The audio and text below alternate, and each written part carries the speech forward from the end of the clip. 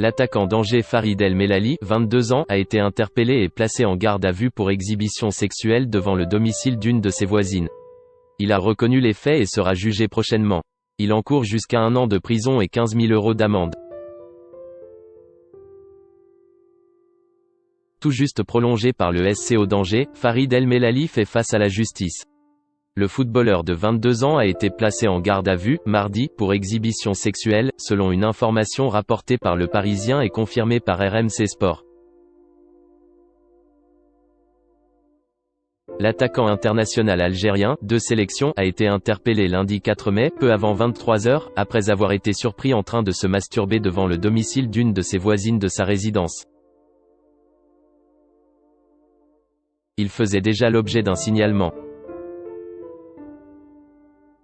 L'étudiante qui vit chez ses parents a signalé que les faits s'étaient déjà produits 2 ou 3 semaines auparavant. Farid El Mellali, qui vit en couple, a reconnu les faits pendant sa garde à vue puis regagné son domicile, précise le procureur de la République d'Angers auprès de RMC Sport. Le joueur va faire l'objet d'une comparution de reconnaissance préalable de culpabilité. Pour le délit d'exhibition sexuelle imposé à la vue d'autrui dans un lieu accessible au regard du public, l'article 222 à 32 du Code pénal prévoit une peine maximale d'1 an d'emprisonnement et 15 000 € d'amende. Engagé par Angers en août 2018, Farid El Mellali a disputé 11 matchs et inscrit 5 buts, dont 3 en Ligue 1, au cours de cette saison 2019 à 2020. Ses performances ont convaincu ses dirigeants de reconduire son contrat, qui expirait en juin 2022, pour une saison supplémentaire.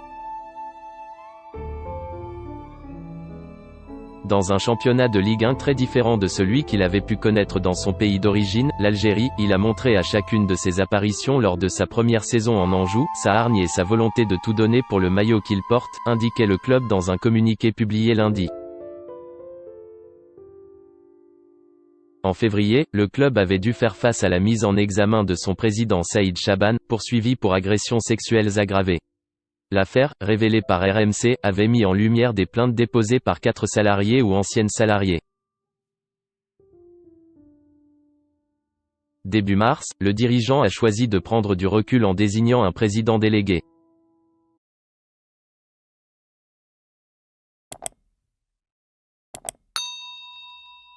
Chào các bạn, tôi là biên tập viên Hoàng Biên đến từ kênh tin tức 24 giờ.